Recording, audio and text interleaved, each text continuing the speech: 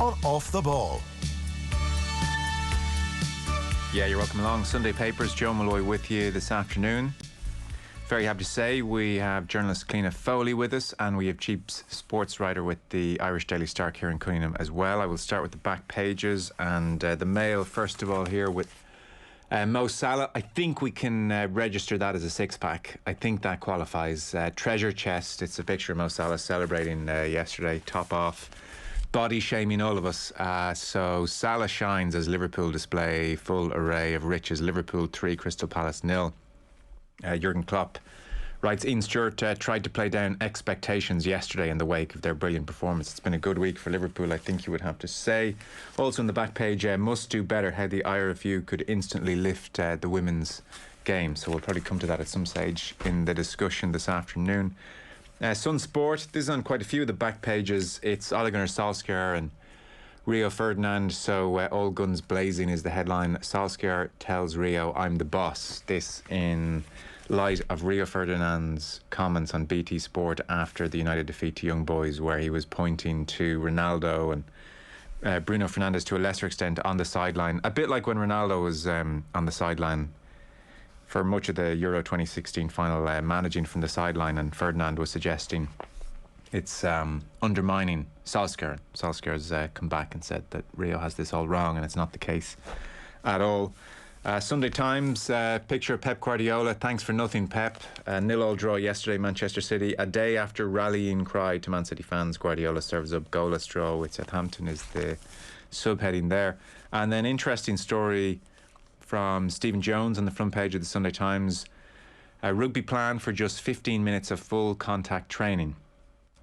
So it seems World Rugby is set to issue a whole series of initiatives, writes Stephen Jones, and new laws to make the game safer.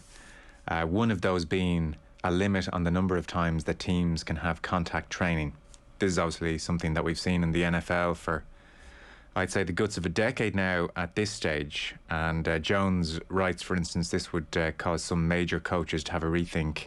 Eddie Jones, the England coach, noted for running long and harsh sessions on occasions. So it seems at first the new measures would be advisory only, and then they'll see if there's an impact on injuries and severity, and then they may become official mandatory laws. So that's on the front page of the Sunday Times. Again, Mo Salah celebrating makes the front page of the Sunday Independent Sports section. Going top, Salah strike helps lift Reds to summit with ominous display. And then beneath that again, frustrated Solskjaer fires back at Ferdinand criticism. Here it's Adam Lanigan.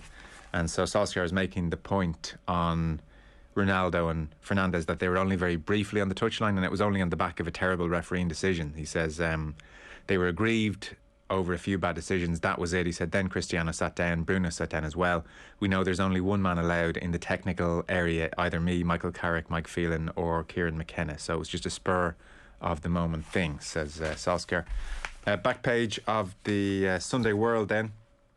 It's Liverpool 3, Crystal Palace 0, Cop at the Tops, and Ole, that's not fair, as in Ferdinand, that's not fair, is what Solskjaer saying about Rio Ferdinand's comments on BT. And then finally, the Observer front page, they have Mane, who scored his 100th goal for Liverpool yesterday. So there we are. They are the front pages. Also on the front page of the Observer, I feel guilty for not putting on a show, says Guardiola. Folks, you're very welcome. So, I mean, we could start in any number of places. The Michelle Smith piece, Paul Kimmage writing In Search of Michelle Smith Part 2 grabs the eye. Obviously, I think a lot of people interested in this series. There's a Part 3 coming. I didn't realise it was going to be a three-parter. Maybe it's more than 3 parts, I don't know. But certainly there will be a Part 3. This is Part 2, pages 11 to 14 of the Sunday Independent. 25 years, Cliona, and the Michelle Smith de Bruyne story still fascinates, still feels unresolved, still pops up in Irish sport when we particularly come around to Olympic medals time. And, you know, some broadcasters include Michelle Smith, others don't. Although we should emphasise, and we are obviously stressing, that Michelle Smith never failed a test. She was never stripped of her Olympic medals. She was ultimately banned in September 1998 for accused of tampering with a urine sample, and she lost her appeal in the Court of Arbitration for Sport in 1999, but her Olympic medals stand. But her name still prompts, I think, intrigue and a degree of discomfort and several other adjectives, whichever you want to throw at it. So Paul Kimmage, 25 years on, is exploring the whole career.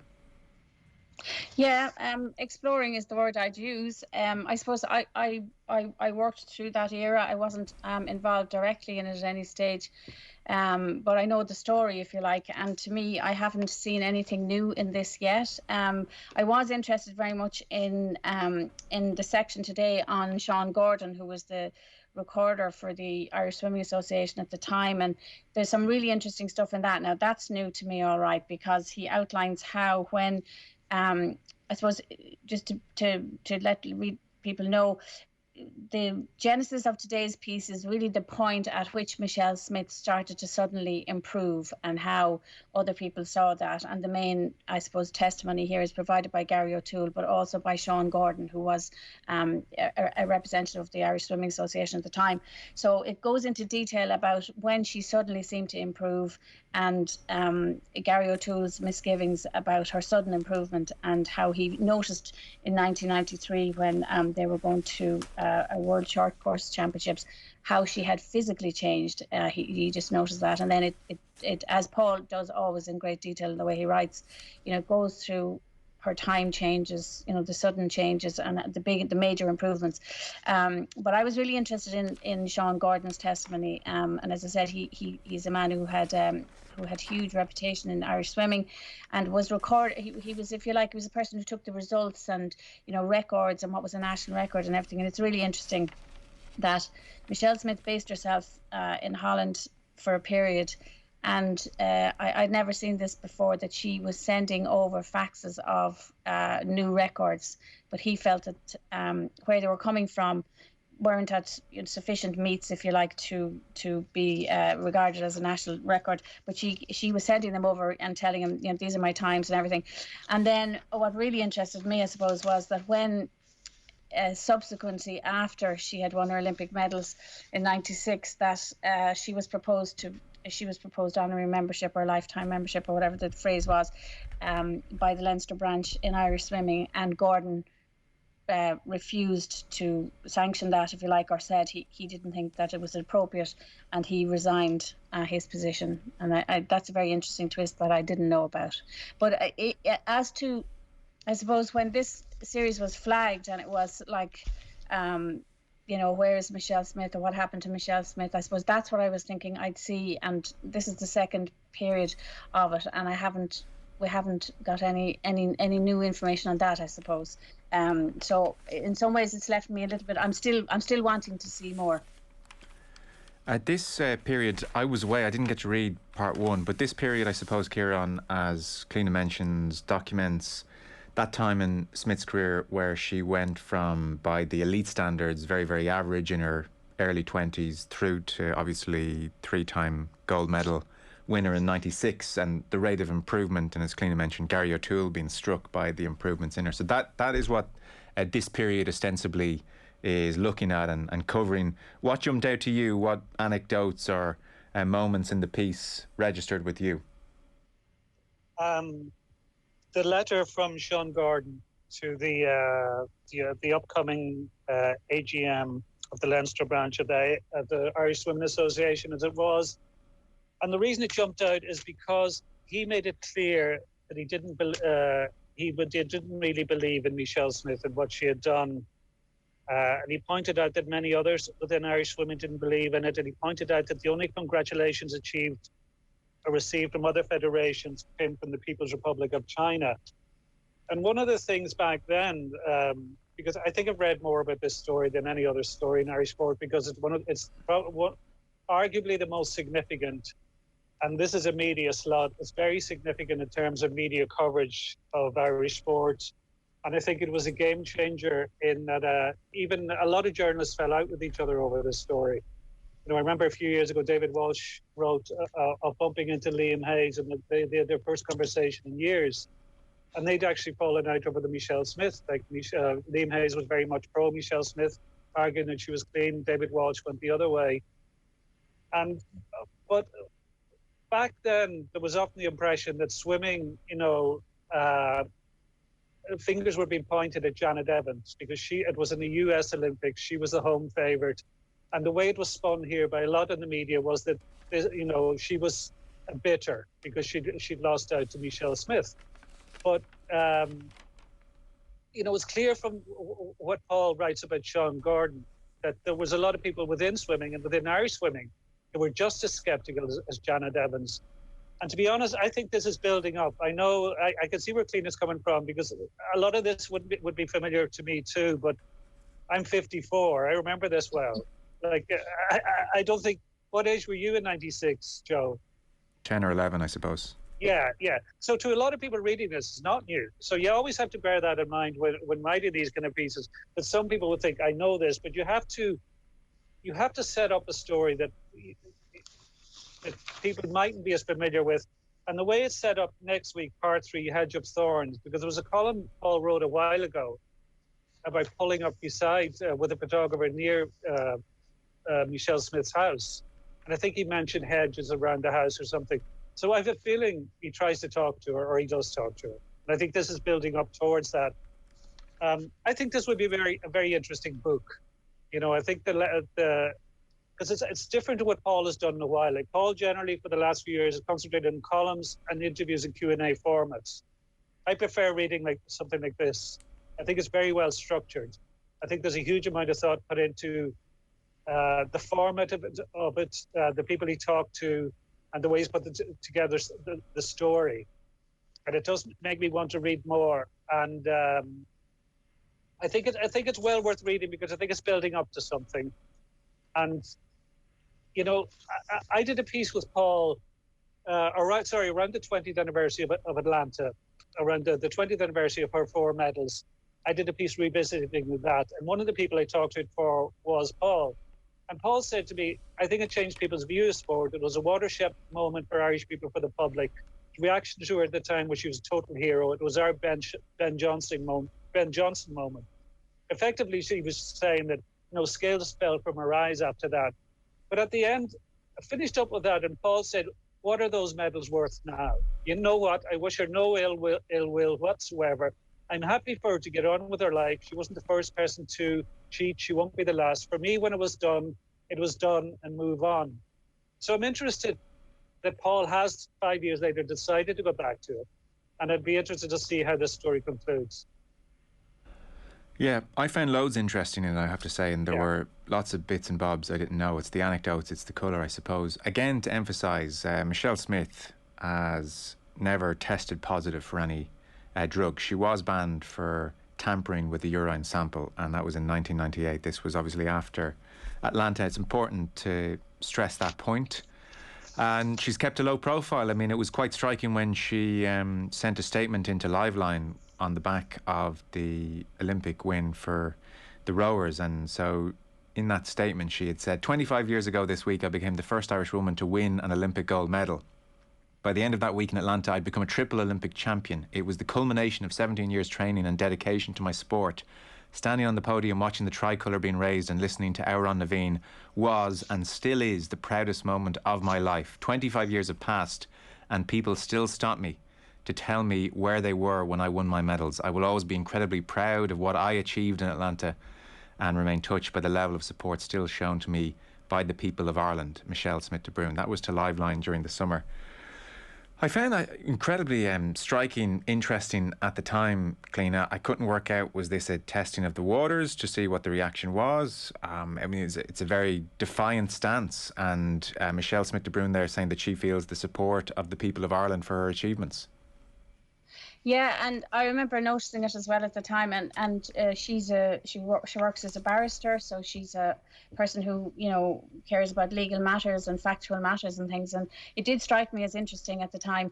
I get absolutely what Kieran is saying and what you're saying. I suppose because I worked through this era, I interviewed Michelle Smith. I would have interviewed her husband before some of this stuff, because he was a world champion or a medalist at world championships. He was a thrower, a Dutch thrower, and when he came here, he lived here. Briefly interviewed him before he had tested positive And I remember going to an event subsequent to that, after before she went to the Atlantic Olympics, actually, and he blanked me, which I thought was unusual, because I had gone to a house and interviewed him, had a one-on-one on with him. So there are lots of interesting things in this for me as well. And what people will find really interesting, I suppose, is how Paul details the improvements that she made over a certain period of time. And that's, I think, really probably very interesting for people who don't know about it. So I get Kieran's point is right. Like, I suppose I know this story quite well, in terms of what happened logistically. And that's what Paul takes us through. There is a very interesting point. Sean Gordon's daughter was also a swimmer, Shane, and in one section of this, he talks about how he was running out of ink because of all of the records that she was breaking and the information that she was sending him from Holland. But he says that she sent back fax messages claiming records that were achieved at what could only be described as mini meets. Timing was recorded by handheld watches, and the times were recorded only to the 10th part of a second rather than the 100th part of a second, which is the standard practice, which it still is. I was concerned about this and decided to accept in future only electronically timed results. But within a couple of months, there was another problem. He was running out of ink. And then he talks about one of her records, which was a butterfly. She was ranked 15th in the world in 200-meter butterfly and 400-meter individual medley events. And he said, Paul is making a point that these used to be her weakest events. And this was the sort of stuff that made Sean Gordon so sceptical. And he rooted out a picture from 1989 of Michelle Smith. And the caption on it described how she had just been beaten in the women's 200 metres butterfly event at the Leinster Spring Championships, and she was edged into second place by Shane Gordon, his daughter. So there is interesting insight, and like Kieran, it's funny that we both actually went to the Sean Gordon section of it, because that to me is, for me as a reader, that's really new stuff. I hadn't seen that before, and it's really interesting to get his insight into it, and also his sort of view of what everybody else or some other people in Irish swimming felt at the time. Some of the older stuff to you, just to give people a sense of what's in this piece. So like I said, starts off, mentions 96, mentions the messages from the president and John Bruton, the Taoiseach, and then 2 days later, Janet Evans obviously creates the headlines by voicing her strong scepticism, and the headlines have things like "Bitter Evans brings begrudgery to a new low," or "USA green with envy," or "Remarks by Evans are a disgrace," "Sour grape Yanks attack our hero." So this was, the response obviously from the press over here. Janet Evans had been a prodigy. At 15, she'd broken world records. She had won 3 gold medals at Seoul. She'd won a gold at Barcelona. She was, by the time Atlanta came around, 24 years of age and in decline, whereas Michelle Smith was very much going the other way. Paul writes, of the 104 women's finalists at the Atlanta Games, Michelle Smith was one of 8 aged 25 or older. Of the 8, she was the only one who had never medalled or made a final at the previous Games. And then Gary O'Toole, as you might expect, features and gives recollections of various moments to Paul Kimmage. So, for instance, we're talking here maybe mid-90s, 1993 or so, and Gary O'Toole at this time was juggling the George Gibney situation as well and trying to bring that situation to light. So he had a lot going on, but he was still involved in swimming. He wanted still to be a part of swimming whilst he was trying to bring the Gibney situation to light. And he remembers European Championships in 1993, and it was in Palma in Mallorca, and Michelle Smith was there as well. Kimmage writes that Michelle was on the flight. There had been another story in the papers about Eric's positive test, and Gary O'Toole, remembers asking her about it. There was nothing accusatory in my comment and nothing defensive in her reply, is how I'd best describe it, he says. She kind of brushed it off. It was all very vague. Paul Kimmage says his memory of what happened next is clearer. We got to Palma, says Gary O'Toole, headed almost immediately to the pool to loosen out, see the facility. We got there. She took her top off, and I remember thinking, wow, holy shit. This was not the same Michelle. She was leaner, muscular, a different shape. And her times there are fast. She goes 2 seconds faster than her national record, 5 seconds in the 400 medley, 5 seconds faster than she'd raced all year, 200-metre backstroke. She broke the national record by a second. Then she moved to Holland around 93, 94. Michelle Smith at the time talked about needing access to a 50-metre pool, and in March that year, Eric, her future husband, got the offer of a house to rent near his parents. His dad wasn't well at the time, so it made perfect sense to be near a 50-metre pool and for Eric to be near her father. She talked about the training regime. So she said, I'm now coaching myself, to a reporter at the time in Sheffield. I revel in my own training regime. I've also got to thank my fiancé. He looked at my training programme, told me this is what I was doing 16 years ago. I've adopted a training routine which would be more familiar to track and field athletes, but it suits me. I've also introduced weight training, something common to world swimmers for decades, but new to me. And it's something of a personal torture. So I suppose her point she's making is she wasn't training properly in advance of her times improving. But O'Toole says the whispering started in Palma with the change in her physical appearance. And then he details some of the times. She goes 4:45 in Palma, 4:38 in Sheffield, 4:36 a few days later in Paris. She's dropped 9 seconds in 3 months. She'd moved up a grade. Other teams were starting to notice. I remember the British were extremely sceptical, says Gary O'Toole. Joe, at the time, I remember interviewing her because there was scepticism here about how was she suddenly making these huge improvements, because they were so substantial. And Cliona, sorry, can I just ask you about that? And I definitely want to hear the follow-up point. But when you, because I don't remember, obviously, when you say there was scepticism, so we're talking 93, 94, 95, when these times are jumping, how did that manifest? Were journalists writing columns and papers? Was it discussed at national level on radio, on television? No, not really. In fact, I mean, the coverage of Atlanta. I mean, in Atlanta, everybody was glued to it because we had this Irish swimmer winning medals, and people were really invested in it. It was just like Kelly Harrington last summer, whatever. There was huge interest in her. But when as a journalist, I remember interviewing her and saying to her, "Look, your times have suddenly, you've made a radical improvement.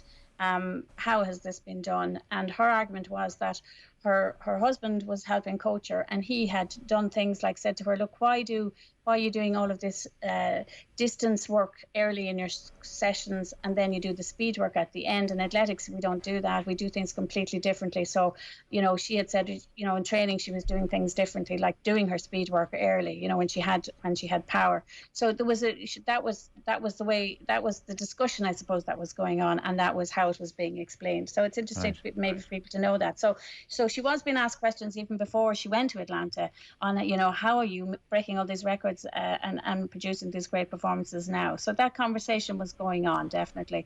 And when Janet Evans, and those had to go, it was a classic, live line thing where people were going, "Oh, the Americans are giving out because she's beaten them," But I suppose within journalism, obviously, and within swimming circles, people were simply asking, how can you make such great improvements so quickly? And those were the questions that were being asked. And when Michelle Smith was being asked, Cliona, in advance of Atlanta about her improvements, how would you characterise her defence? Was she aggressive in defending herself? No, not at all. No, not at all. No, took the questions before Atlanta, before all this had happened, took the questions and answered them, and that was her way of explaining it. Basically, I've changed how I train, and my partner, who's a track and field person, has adjusted how I train as well. But it's interesting in this piece. It is interesting to me in this piece that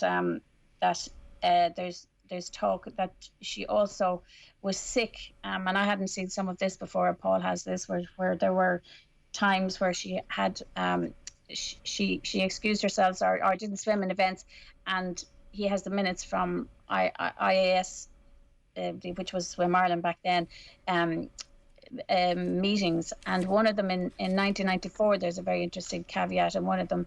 So it says, a letter from Michelle Smith, the director of swimming, was read out in which she said she'd been ill, not been happy, and would not have been happy to take part, but would be continuing her training. And it is noticed that Michelle Smith has not supplied an address to us at which she can be contacted in Holland, and all communications must be through her parents' home in Rathcoole. It's just interesting, even in the context of sport now, with anti-doping the way it is now, where athletes have to give their whereabouts at every moment, anti-doping. It's really interesting just to see, for people to understand how different the context probably was back then, in terms of a lot of things. Kieran, what was your memory? Because I'm going to detail in a second, I'll read it out in a moment, the conversation in RTE in advance of the games and how to cover the games, which is fascinating in its own way. And look, I've heard some of this as well, and people will have heard some of this, but again, it doesn't make it uninteresting in any way whatsoever. So I'll come to that in a second. What's your memory of that period that Cliona is describing there, 95 into 96, and the atmosphere as you head into the games, which were, of course, supposed to be the Sonia O'Sullivan games? Yeah. Well, when I say it was largely a media story, the desire then was to cheerlead. Like, you'll come to that when you cover the RTE stuff. Like, it was all, particularly with Olympics, it was all about flag waving. Like, a big deal was made of the fact that her photograph was taken with Bill Clinton. Like, this was around the time of the peace process, and Bill Clinton was very keen to latch on to any Irish good news story. At a press conference, Michelle Smith is a fluent Irish speaker. When Sean Bon Barnach was there for Radio na Gaeltacht, and he asked her questions in Irish at the press conference in Atlanta, and she answered in Irish. A big deal was made of that. Like, she would go on to present a TV program in RTE called The Sporting Press Gang. Like, she was predicted to have a glittering media career ahead of her and get loads of endorsements and stuff. But obviously they dried up very soon. But I was actually wondering about where this goes, because there's one tricky aspect of this. There's one of the journalists who drove the coverage of Michelle Smith and, exposed a lot of the questions around her was Tom Humphreys. And do you bring up Tom Humphreys given what's happened to him since? Like, it was Tom Humphreys, David Walsh, Paul Kimmage, Paul Howard, Eamon Dunphy to a degree in radio and in print.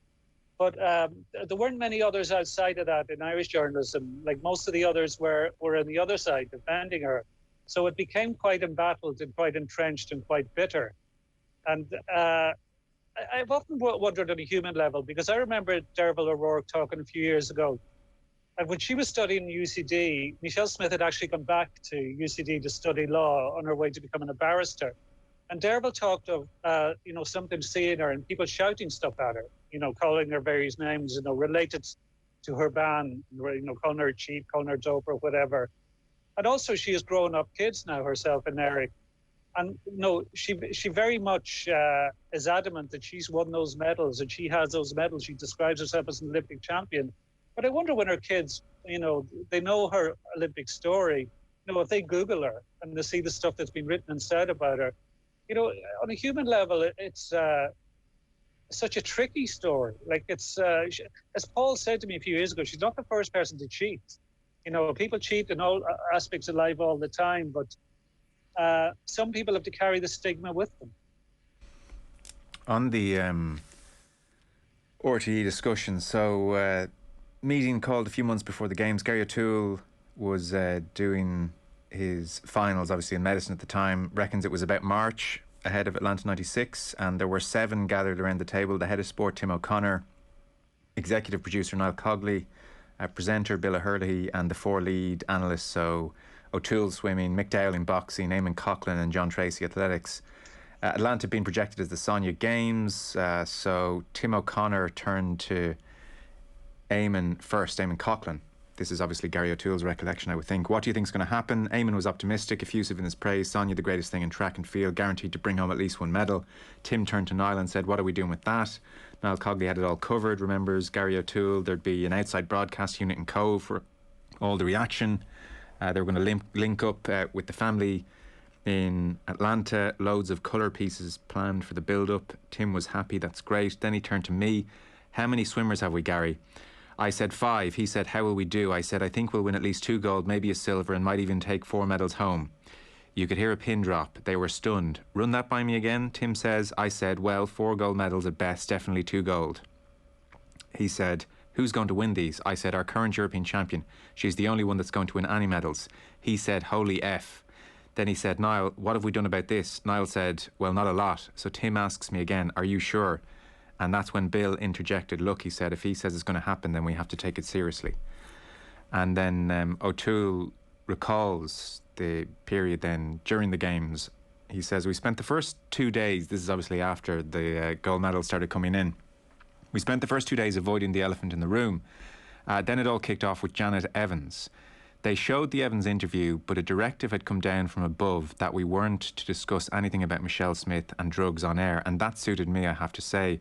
I'd been through the George Gibney thing and took it very personally when his trial fell apart. 2 years later, my life is back in order. I'm a doctor. I'm living with my future wife. I'm on television doing something I enjoy. There's an RTE decree that says you can't talk about this. Happy days for me.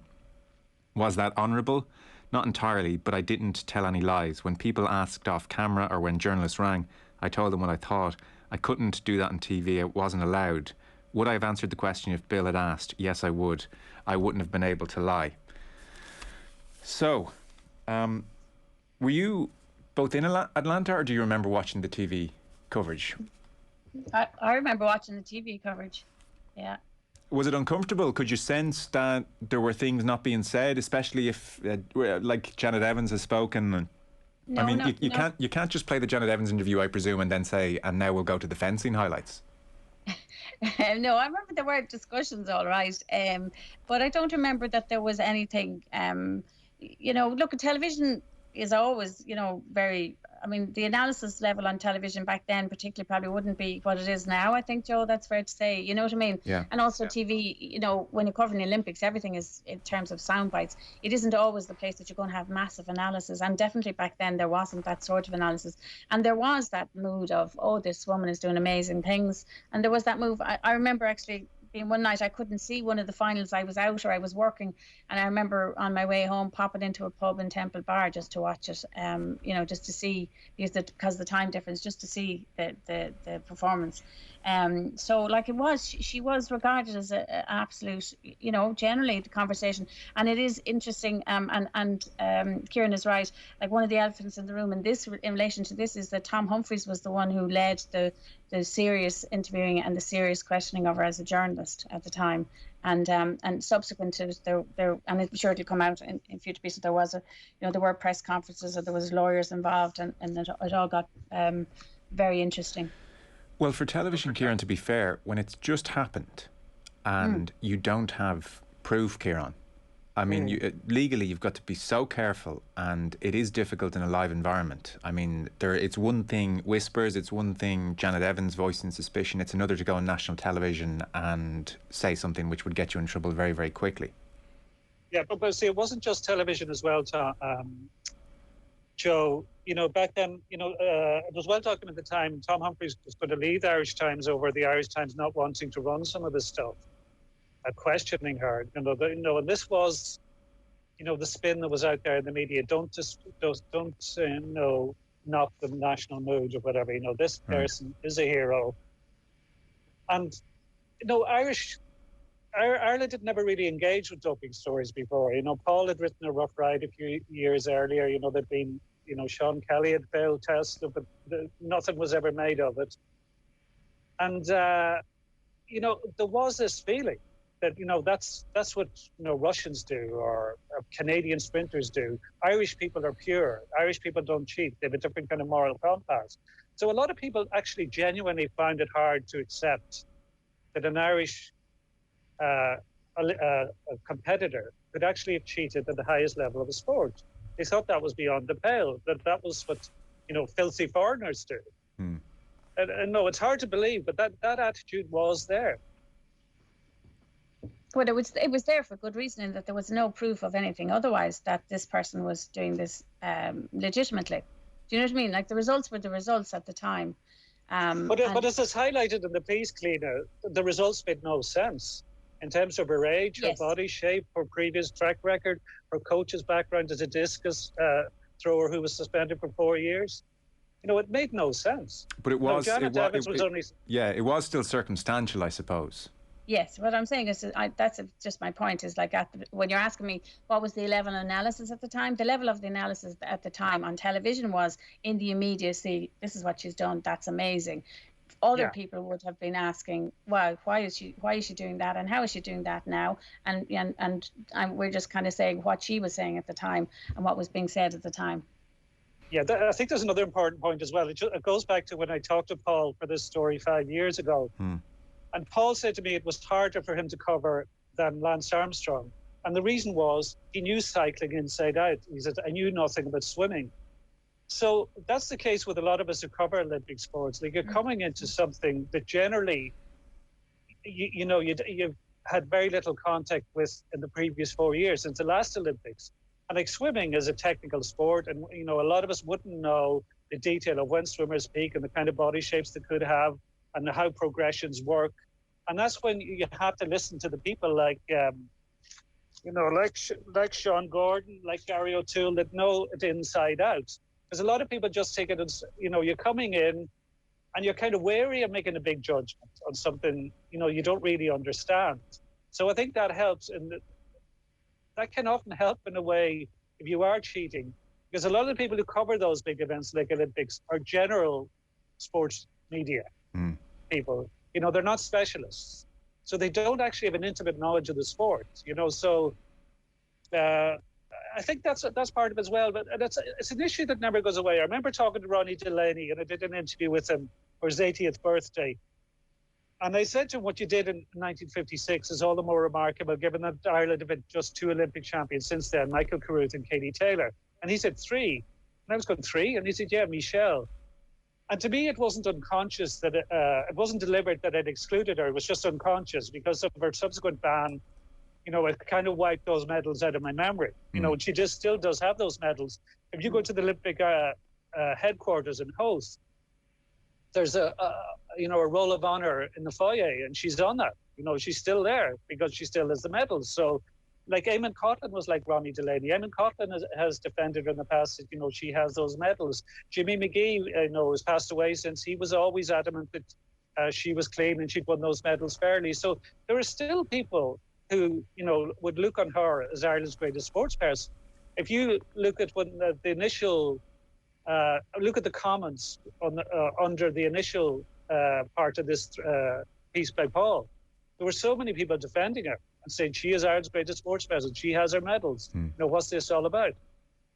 Yeah, well, look, she's adamant she does as well. And we saw that in her recent statement to Liveline, and she talked about all the hard work, and she talked about it being the proudest moment of her life. And she says people still stop and tell her where they were, and she's touched by that level of support. And again, to stress, and this underpins this entire conversation, she never failed a test. She has those medals. Those medals were never stripped of her. She was banned for tampering with a urine sample in September of 1998, banned for 4 years, and lost the subsequent appeal. So those medals very much intact. That's part 2 of, I'm presuming part 3, but I don't know. I mean, I found it a brilliant read. If he wants to do parts 4 and 5, I've no problem, to be honest.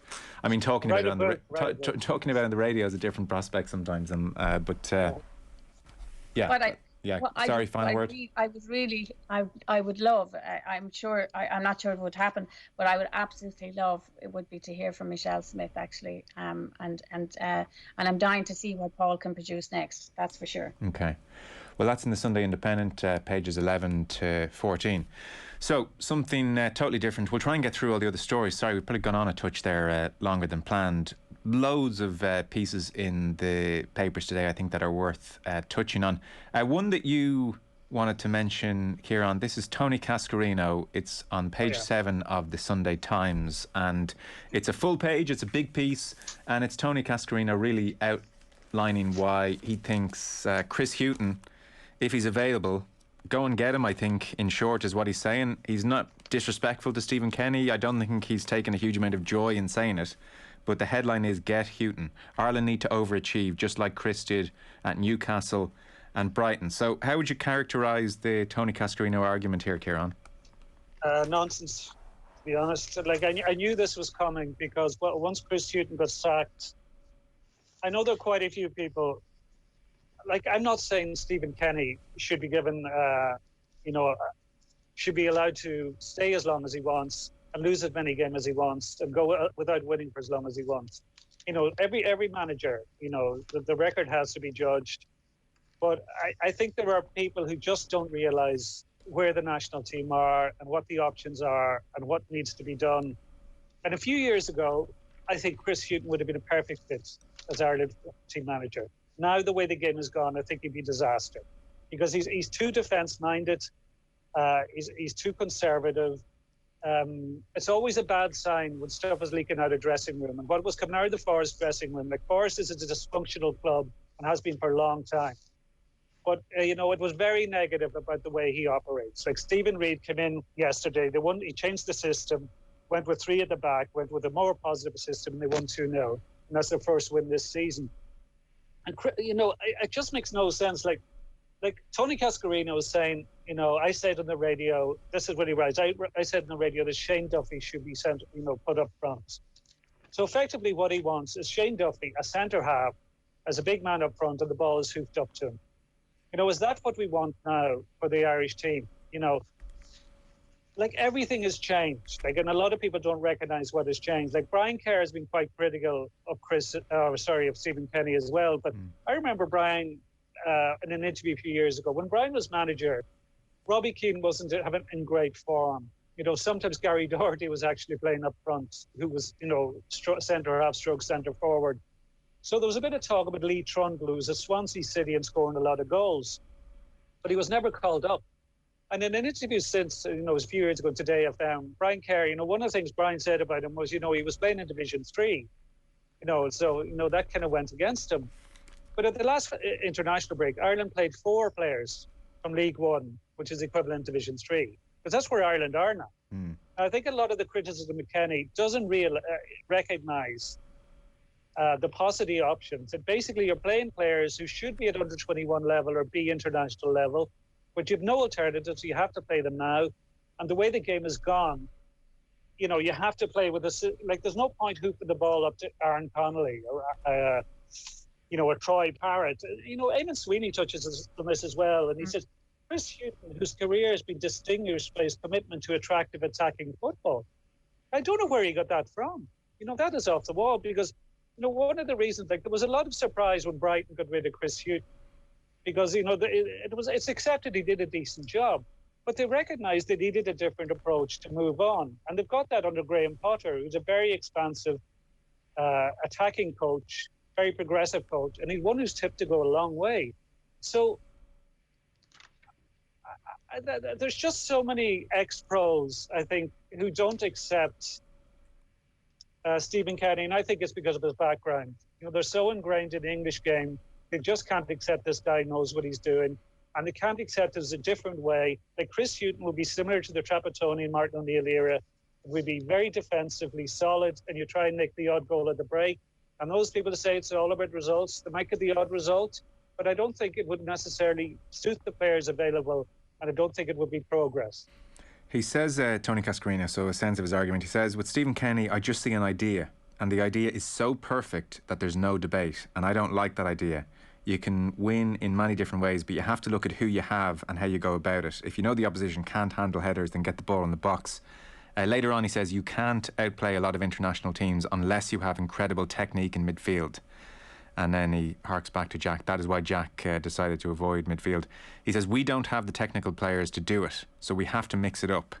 He says, Stephen Kenny, of all the Ireland managers, has had the easiest ride from the pundits, despite what James McLean had said.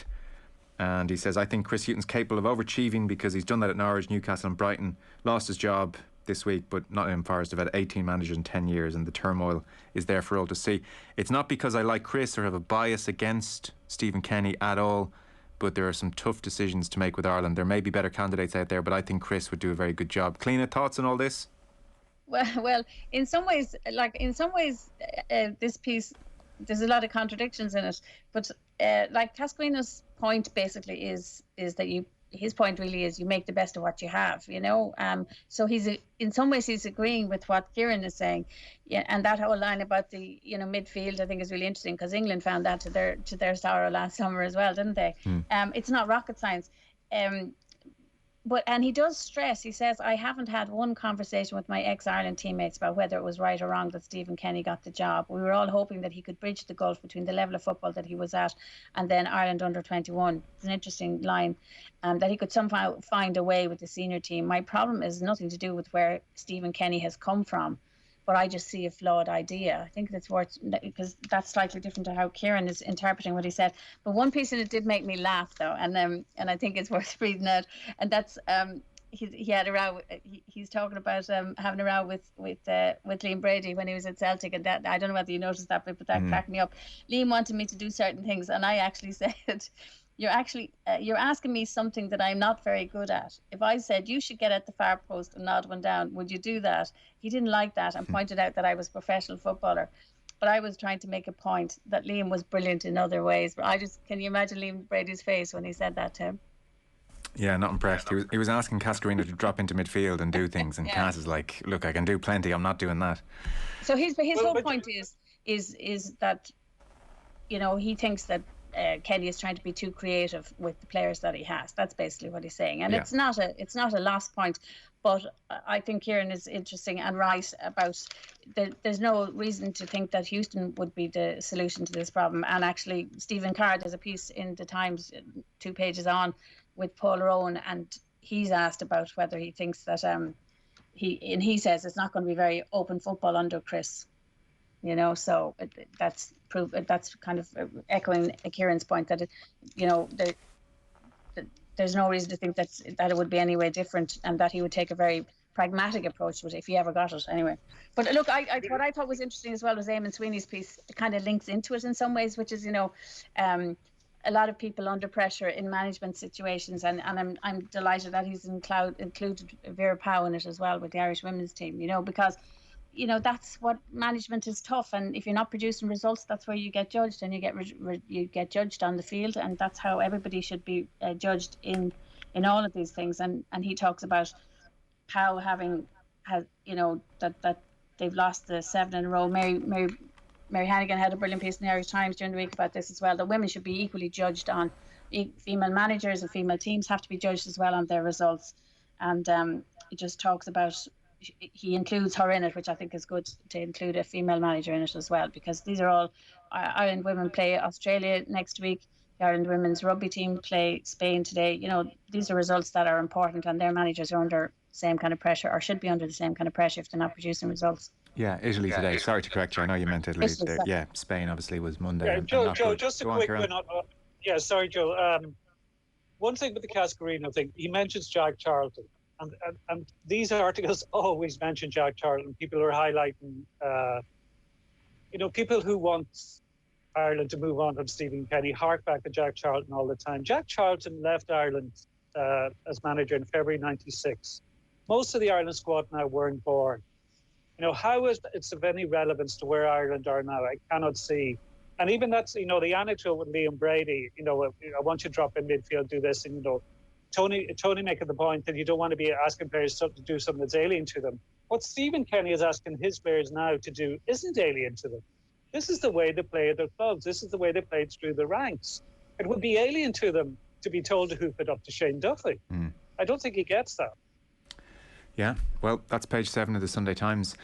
Just on the rugby front, a couple of different pieces. So I mentioned that new potential director from World Rugby, full contact training to be, you know, brought back to potentially just 15 minutes a session, and however many sessions a week then to be monitored accordingly, which is interesting. And not surprisingly, a couple of pieces on the plight of the women's game. Tommy Conlon in the Sunday Independent on page 21 is just outlining the fall from grace really over the last number of years.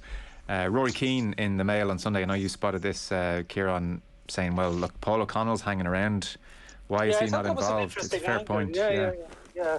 Because, you know, he pointed out how you know, how the pack was such a big issue, you know, when they lost to Spain. And you do look at the resources and you think, you know, even for a week or 2 weeks, you know, could Paul O'Connell not give a hand there? Would that not make a big significant difference? And it's something I would never have thought of, but it's, you know, I think you have to think outside the box with these things, you know, especially when, you know, there's quite a lot of cutbacks in IRFU in terms of staff due to COVID.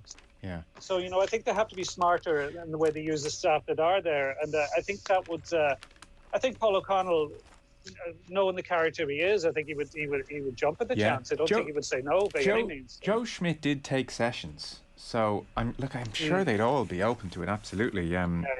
Tommy Conlon's just talking about life after the bandwagon has left town, Cliona. And look, there's the Energy at Park situation, which is not good, and apologies warranted, and inquiries absolutely if they're needed. But the bigger picture for me, the more important picture, is what's happening at national level. And Tommy Conlon mentions the 2013 Grand Slam, the World Cup of 2014 where they beat New Zealand and got to the last four, followed by a 2015 Six Nations win. And now we have the disastrous home World Cup in 17 and the loss to Spain on Monday night. So World Cup qualification, it's far from beyond their grasp, but it hangs in the balance a touch. They certainly look unlikely to qualify automatically over the next couple of weeks. They may well make this repechage where they can qualify again later on in the year. But the fact is, Cliona, the Irish national team is going backwards and has been for a number of years now. And it's just happening on the IRFU's watch, and it's happening at a time when women's sport has more attention and more focus on it than ever before. It should be the opposite, really. Yeah, but it is essentially a question of timing as well, Joe. And it is interesting in relation to even the discussion we've been having on the men's football team, which is that the team of 2013 and 2015, they were incredible overachievers, and what they did at the time was incredible. But what happened then was that England and France put a lot of money into the women's game, gave players the opportunity to develop, and that has set them apart from everybody else. And the current Irish rugby team, women's team, they've got a mixture of very young, really talented players who are coming through now, but they're missing those anchor senior players, I think, and they don't have the level of talent and skill that was there in 2013 and 2015. So they are in this difficult transitional period. However, that doesn't excuse things like the 15 penalties against Spain this week and the terrible lineouts, and I think one score, whatever, and even what amazes me is the inability to find a kicker. You know, even if we are transitioning players from Gaelic football, then surely we can find good kickers, and we haven't had a consistent kicker since Niamh Briggs retired. So all of those things are questions that should be answered. The Ratgate, as Brendan Fanning calls it, in his piece, I think Tommy Conlon and Brendan Fanning have two good pieces in Sunday Indo on this, side by side. But the situation at the Interpros last weekend is a totally separate thing. And in fact, if you read Tommy's, it appears clear actually that the mistake was made. It's a Leinster mistake was made, and somebody from Leinster operations didn't arrive in time and tell them, no, don't put the tent there. They weren't there in time to tell people setting up, don't put that tent there, we've found another place for it. You know, basic stuff that should have been done. That's down on some individual or individuals. That's a separate thing entirely to the standard and the coaching and the support of the women's national team. And I think there are questions to be asked. I suppose I was a little bit I'm interested. I think Rory Keane's is a really constructive piece, and a good thing to point out and say, look, the line-out was terrible. Why haven't they got somebody like Paul O'Connell coming in? The relationship between the men's and the women's, clearly to me, it has never been there. And I was really actually delighted to see a couple of current men's players this week, when asked about the women, that Ratgate situation, actually stepping up and speaking out on behalf of the women, because I have never seen that before. And I was struck in 2017 at the World Cup in UCD at the absence of, I would have thought that I would have seen more Irish senior men's players at those matches. And I was surprised at the time. And I thought, there isn't really a close connection between them. But I hope that's changing, and I think it should be changing. And I think Rory's idea is interesting, an interesting idea. And what he's saying is, if they need extra technical coaching in specialist areas, and if there are people in the IRFU being employed by the IRFU who could help out for such an important occasion as a World Cup qualifying tournament, and they're not particularly busy at the moment, why weren't they called upon? And that raises interesting questions. Yeah, for sure. I hadn't realised the official number, by the way. Tommy Conlon points it out. The number of adult female players playing rugby in this country is paltry. He says 2018 officially estimated at 1,341, which is the pool they're operating on. They're trying to get to 5,000.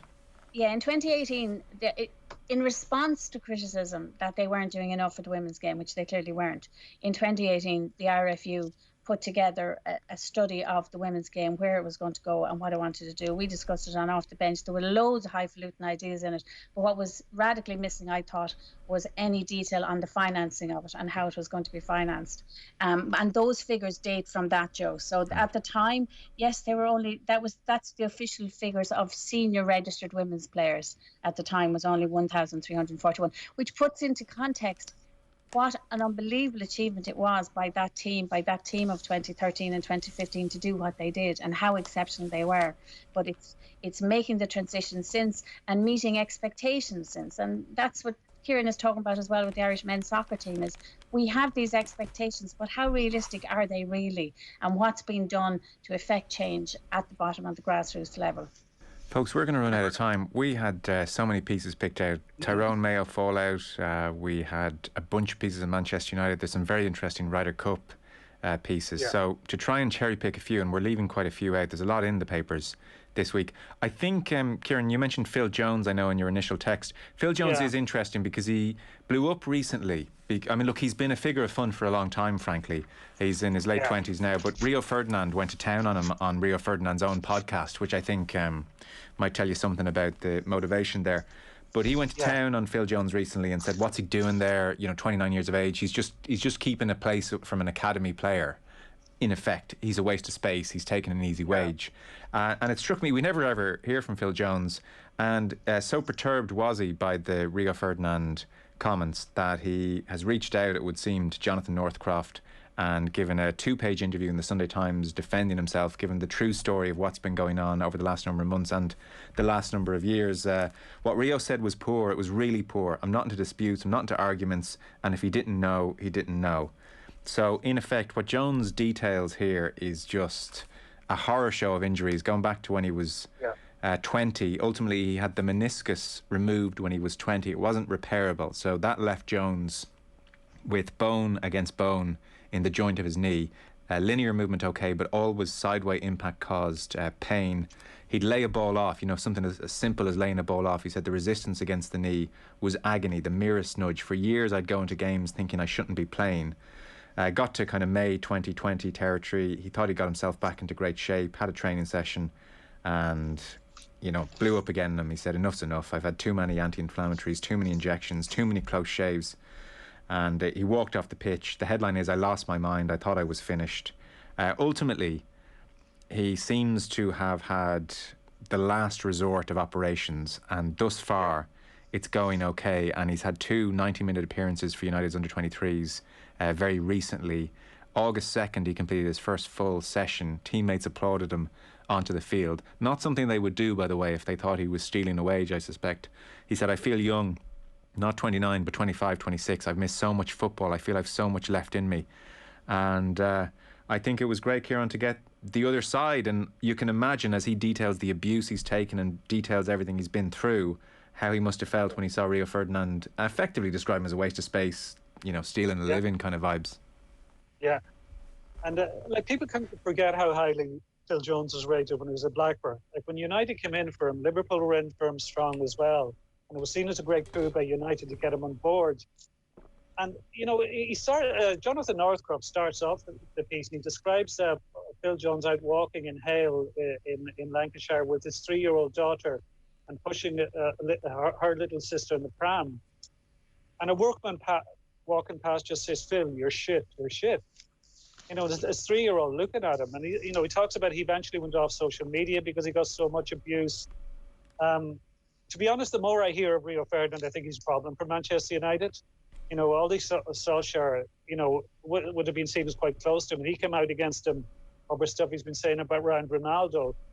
But Ferdinand was actually one of the people who approached Ronaldo to persuade him to come back to United, when it looked like he was going to City. And, I think he's stirring things up a bit more than I think people at United would like. And this guy has gone through the mill.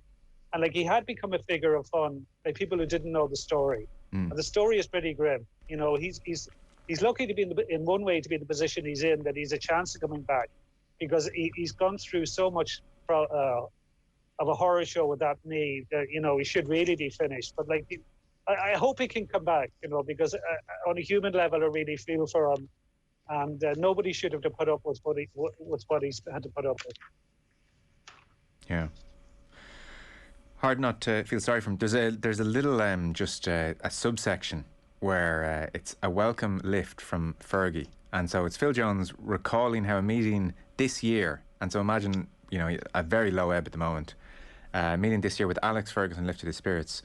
He says, he was just unbelievable for me. I went to the premiere of his documentary film with a few of the players. He came over, we shook hands, and then out of the blue he said, hey, you were effing terrific against Real Madrid away in 2013. Effing marking Ronaldo. He says, it gave me so much confidence. I don't even remember watching the premiere. I was just sitting there thinking about his comment, thinking, he remembers it. Someone of his magnitude remembers it.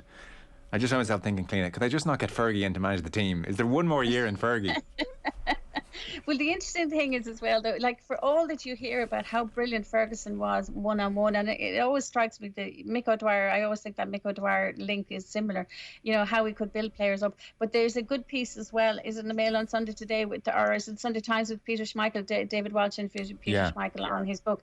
And he talks about how Fergie at one point didn't take his calls back. So like Fergie could do both. He could be really ruthless when he needed to be if there were negotiations or whatever going on as well. But he definitely had that effect on players where he could just make them feel $1 million just by acknowledging them, you know, and just his own status in the game was huge. The Ryder Cup coverage is pretty good. Obviously it starts on Friday. Yeah. I think everybody here is very invested in how it goes for Padraig Harrington and Shane Lowry and Rory McIlroy for obvious reasons, Harrington in particular. I mean, the great thing about the Ryder Cup in many ways is that you have individuals with huge egos suddenly having to come together in a team and all the friction that goes with it, and it just can be incredibly entertaining. The Mail on Sunday, I mean, it details, like we talk about Europe as being always a happy camp and the US never happy and struggling to manage it. But what's quite interesting, you have Paul McGinley in a couple of different places talking about, you know, it's not always rosy in the European camp, Kieran, but they manage it is the thing. And two examples in particular, there's comments about just how bad the relationship was with McIlroy and McDowell in 2014 around the time of the legal action that Rory was taking against the McDowell's management company. And like even Phil Mickelson in the press conference was asked about it, and he said, well, look, you know, Europeans, at least we're not litigating each other. It was how kind of Phil put it. And of course the Sergio Harrington situation, which again, you know, I mean, Sergio, according to a piece in the Mail on Sunday in an interview, Sergio said to McGinley, don't you dare pick Padraig Harrington as one of your vice captains. Has that relationship ever been explained? Like, what was at the root of the enmity between the two of them? Sergio and Harrington. Yeah. It really upped several notches when Harrington, in Sergio's eyes, stole 2 majors from him. And if you care to. But was it not there before that? There was a touch. I think that the chemistry wasn't good, but that really soured things. And like if you watch the 2007 Sergio Garcia press conference, it's whatever the opposite of magnanimous is in defeat, it's that. It's just, you know, blind luck. And, you know, 2008 obviously didn't help either. And then, you know, things went downhill for a long time. Yeah, because this is one of the interesting things about this. Is like David Walsh goes into this in his column, is the relationship between Koepka and DeChambeau, or the lack of a relationship between them. And the US are the hottest of favourites, but you know, he goes into, you know, the difference between the team. Like you know, Koepka has a very respectable record, but he's not really fond of the team stuff. No. And you have to buy into the meetings and do the bits and pieces around it. And Padraig Harrington's done a lot of interviews around it. I didn't hear your Golf Weekly one, but you might have touched on this as well. But he mentions the word legacy in interviews today, and he did yesterday an interview with Ewan Murray with The Guardian about how losing it could affect his legacy. Yeah. And I was really surprised at that. You know, how could the guys... Well, I asked him... No, I got it, because like, if I think Nick Faldo now, I think 08 Ryder Cup as much as I think the 6 matches. Yeah, because Ewan Murray made that point, and I wouldn't, to be honest. I would think, he's one of the greatest guys. No, I would just see that as an asterisk, but not a major thing. A touch, like what Harrington said to us. Well, I said, are you nervous?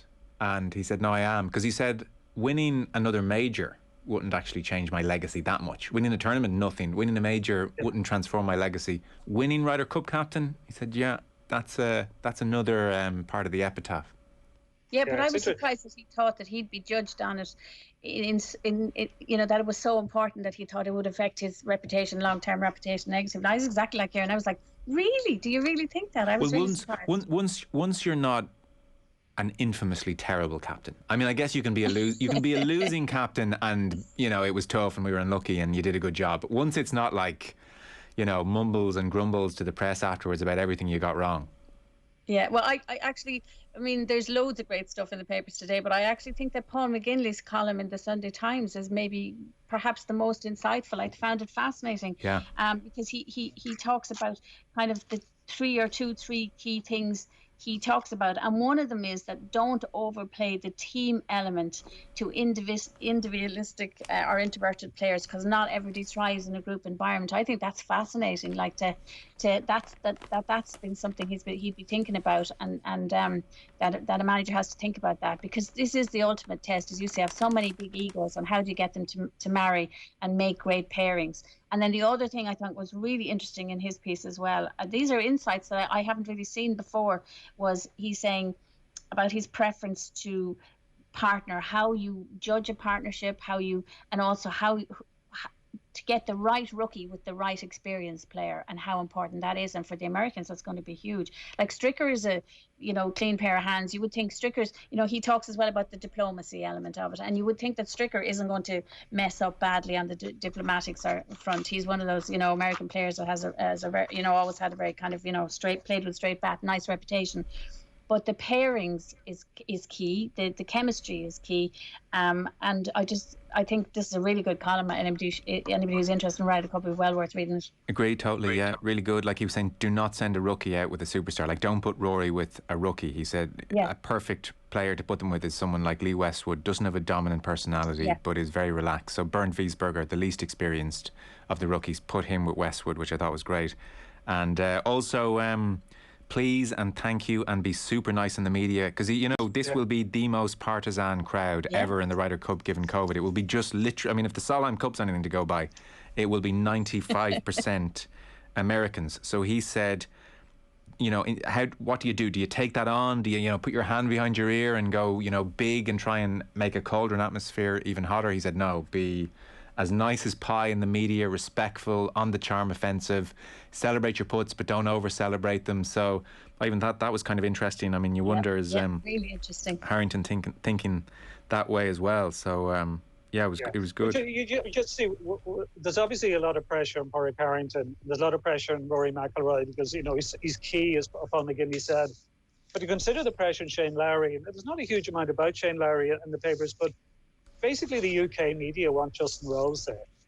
So I think that does bring pressure, and there will be a lot of UK media at the Ryder Cup. And I think, Shane Lowry knows that there's a lot of guys watching this and watching at home that think he shouldn't be there. There should be Justin Rose. And that brings a bit of pressure too, there's all sorts of things being thrown into the mix, and it should be fascinating, as it normally is. Dermot Gilleese is very good, Joe. Just finally too I thought he was really interesting on the course, on the Irishness of the course, on the history of the course with Ireland, and also because it's a ball striker's course, and that's the phrase he uses, and it's the phrase that Harrington's used, and that's I think, and there's a double page spread there on the two teams and biogs on them and how they've done in previous Ryder Cups. It's the kind of thing people would love to read as well. Yeah. Right. We're not going to get to all the stuff, so I'm going to have to draw it to a close. Is there any one piece you want to mention or direct people towards each of you? I know, like I said, there was loads of Tyrone Mayo, there was a Heather Payne piece and various others. Any one piece each of you want to mention as a sign-off? Kieran, shoot. Yeah, well, the one piece, because most of the All-Ireland football final coverage are follow-ups, they didn't jump out at me, and maybe that's partly because Tyrone were actually very open this week. And there's been a lot of stuff across all the media with them. So a lot of the angles were covered. But I did find Mark O'Shea's column interesting in that he questions the kind of narrative that's often there that, that Ireland champions are always the best team. And he makes the point, a lot of teams watching that, will think they're at least as good as Tyrone, if not better. And I think it's kind of refreshing to think that, because I remember Paul Flynn giving an interview in January 2015.